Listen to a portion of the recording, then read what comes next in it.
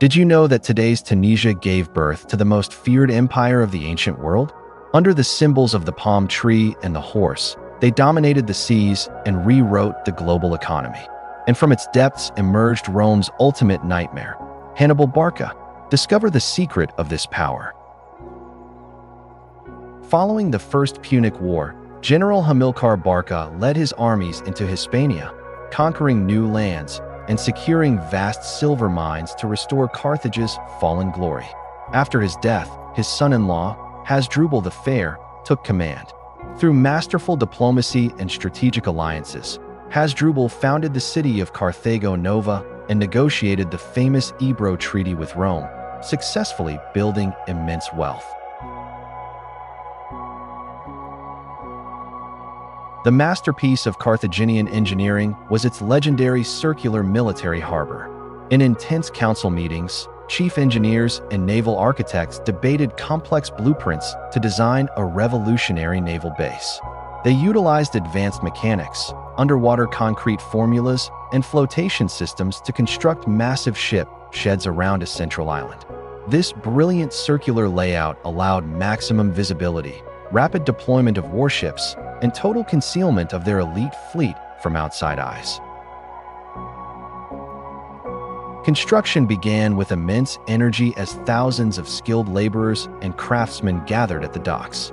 Strong workers transported colossal stone blocks across the site, while master stonemasons meticulously carved precise structural joints. Layer by layer, massive walls rose directly from the water, turning the complex engineering blueprints into a monumental reality. The massive construction layout expanded day and night without stopping. Teams of laborers continuously mixed early formulas of underwater concrete, pouring it deep into the seabed to secure the foundations. Huge wooden cranes and pulley systems hoisted heavy pillars into place, while specialized carvers finalized the interior ship docks, pushing Carthaginian engineering to its absolute peak. The relentless construction continued day and night. Laborers poured underwater concrete into the deep seabed, while massive wooden cranes hoisted heavy stone pillars into place, rapidly finalizing the legendary naval harbor. Upon its completion, the circular military harbor of Carthage stood as a breathtaking marvel of the ancient world. A massive outer wall completely hid the interior, while a towering central island served as the admiral's headquarters. This revolutionary design housed over 200 war galleys in specialized docks, ready to deploy at a moment's notice to dominate the Mediterranean. At the very heart of this naval complex, a towering observation fortress rose from the central island. High atop these watchtowers, sentinels maintained an uninterrupted view of the open ocean, scanning the horizon for any foreign threats. This strategic vantage point allowed the High Command to orchestrate fleet movements with absolute precision, turning the harbor into an impenetrable military stronghold. From these towering structures, the sentinels possessed a complete bird's-eye view of both the inner docks and the distant sea. Signals were constantly transmitted across the watchtowers to coordinate defensive units below. No foreign ship could approach the coast undetected, as these invincible lookouts ensured absolute military control over the entire horizon. With these invincible lookouts ensuring absolute control over the horizon, Carthage turned its focus towards securing its naval supremacy from within the harbor's secret docks. Right beneath the watchtowers, a massive industrial operation thrived inside specialized ship sheds. Hundreds of master shipwrights, woodworkers, and blacksmiths worked in perfect harmony to mass-produce the elite Carthaginian warships. Utilizing a revolutionary pre-fabricated assembly system, they crafted interchangeable timber parts, marked them with precise numbers, and assembled formidable quinqueremes at an unprecedented speed, creating a relentless military production line that could rebuild an entire fleet within days.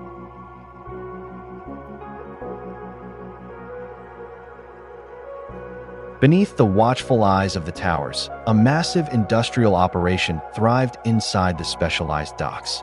Hundreds of skilled shipwrights and carpenters worked tirelessly, using a revolutionary assembly system to mass-produce elite warships.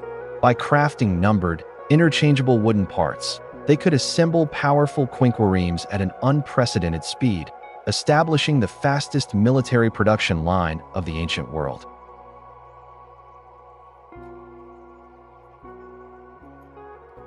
The manufacturing line never stopped as skilled blacksmiths forged bronze rams, while workers fitted massive oars into place.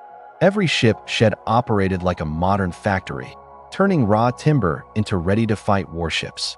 This constant mechanical workflow ensured that the Carthaginian fleet remained fresh, fully equipped, and completely ready to dominate the high seas.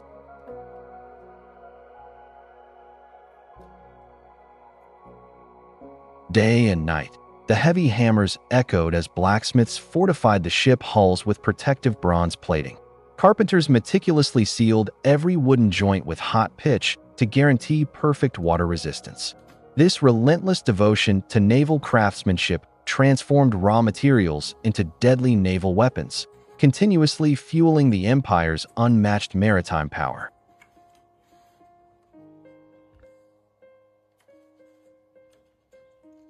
As the final bronze rams were secured and the last coats of protective pitch dried, this immense industrial effort reached its glorious climax.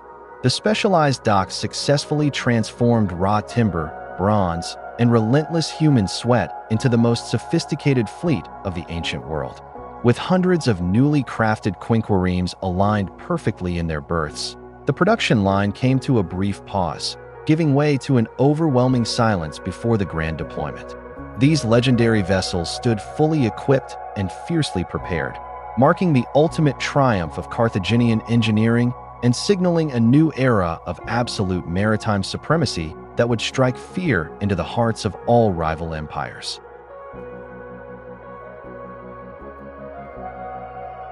Right alongside this industrial growth, General Hamilcar Barca firmly took command. He actively supervised the preparation of these advanced fleets, utilizing the massive naval power to aggressively expand the empire's territory. The elite citizens and noble leaders of Carthage wore elegant, vibrant tunics crafted from premium wool and fine linen. These garments were beautifully dyed in deep Phoenician purple and rich indigo shades, status symbols that showcased the immense wealth and sophisticated lifestyle of this ancient civilization.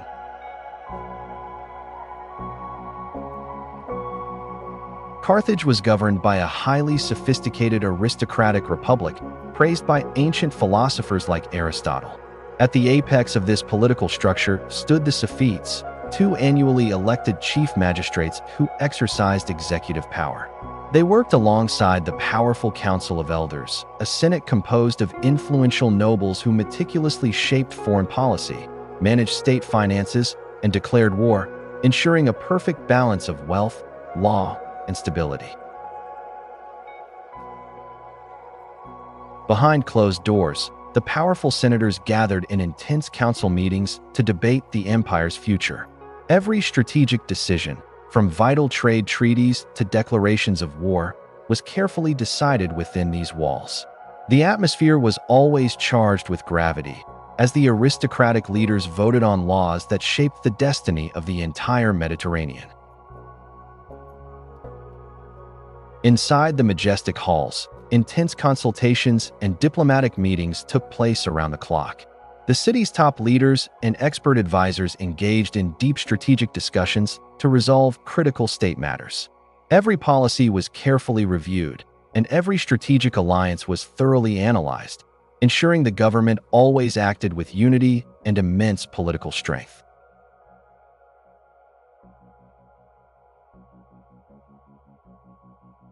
The ultimate strength of the Carthaginian Empire lay in its booming economic activity and global commerce. As the masters of the Mediterranean, they controlled vast trade networks that brought silver, tin, and gold from distant lands. Wealthy merchant ships constantly filled the civilian ports, exchanging fine textiles, agricultural goods, and luxury pottery, turning Carthage into the richest and most prosperous superpower of the ancient world.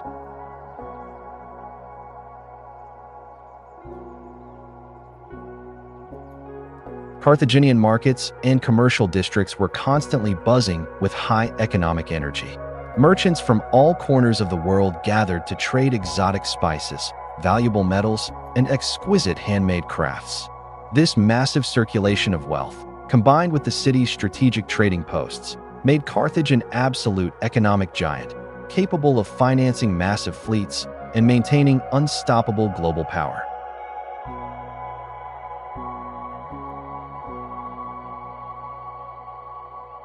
At this very peak of wealth and power, the future of the empire was born. In the shadow of these grand palaces and massive warships, Hannibal Barca grew up as a young boy. He spent his early childhood watching his father, Hamilcar, lead armies and prepare for the ultimate clash against Rome, quietly learning the harsh lessons of war and leadership that would soon change the history of the world forever. Following the unexpected deaths of his father and brother-in-law, the time came for Hannibal Barca to fulfill his destiny. At just 26 years old, he officially took supreme command of the Carthaginian forces.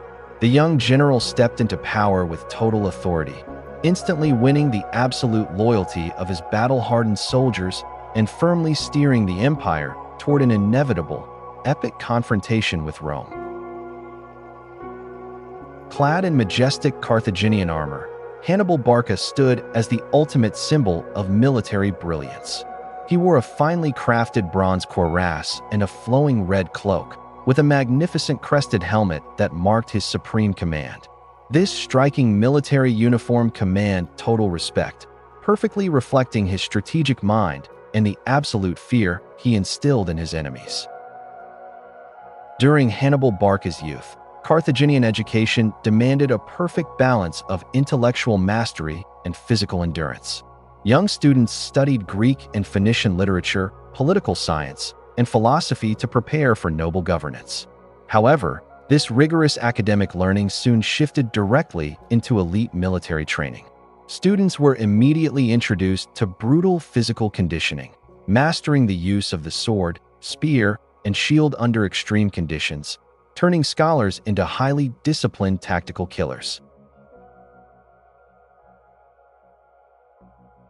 The military camps constantly vibrated with high combat intensity. Soldiers engaged in brutal daily drills, perfecting their hand-to-hand combat skills and mastering complex tactical formations under extreme conditions.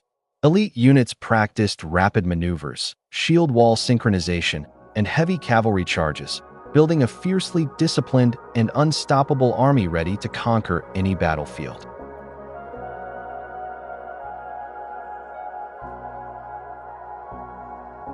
The Carthaginian arsenal featured a lethal combination of advanced, high-quality weapons.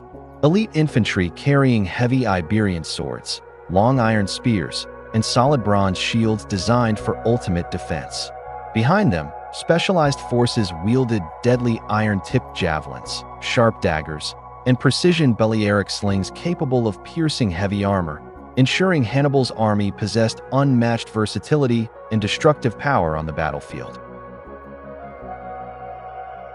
The most terrifying weapon in Hannibal's military arsenal was his legendary corps of war elephants.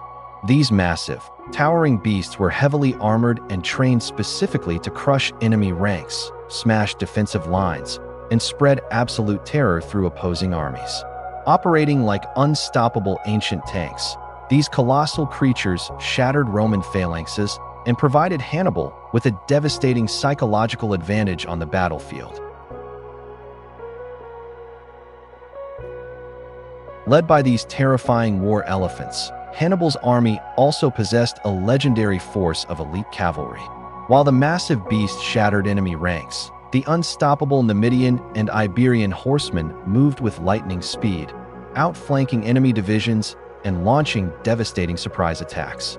Together, this powerful combination of colossal brute force and highly flexible cavalry became Hannibal's ultimate weapon for total victory. With the army fully trained and equipped, the majestic Carthaginian armada launched into the open ocean. A massive, fully integrated fleet of warships and transport vessels stretched across the horizon, moving in perfect tactical synchronization. Commanded by seasoned naval officers, this unstoppable sea power carrying thousands of fierce soldiers, ready to project the empire's ultimate military might across the Mediterranean. The grand naval deployment covered the water with hundreds of highly advanced warships sailing in formation. This massive, integrated fleet moved with unmatched tactical precision, heavily packed with combat-ready soldiers and strategic provisions. No rival nation could match this overwhelming display of maritime supremacy, as Carthage proudly sent its unstoppable military might across the sea to conquer new horizons. This catastrophic downfall was not an accident, but the result of a calculated enemy plot designed to eliminate Carthage once and for all. Jealous of its unparalleled wealth and terrified of its naval supremacy, rival empires conspired behind closed doors to orchestrate its total destruction. Through calculated betrayal and a brutal military blockade, they executed a ruthless strategy that finally brought the proud superpower to its tragic end. Despite its tragic downfall and total destruction, the magnificent legacy of Carthage was never truly erased from the pages of history. The names of its brilliant leaders, its revolutionary engineering marvels like the circular harbor, and its fierce, undying spirit of resistance survived the burning ashes. Carthage remains an eternal and powerful symbol of human defiance and cultural greatness, a proud, unstoppable superpower that dared to challenge the mightiest empires of antiquity and forever carved its unforgettable name into the immortal sands of time.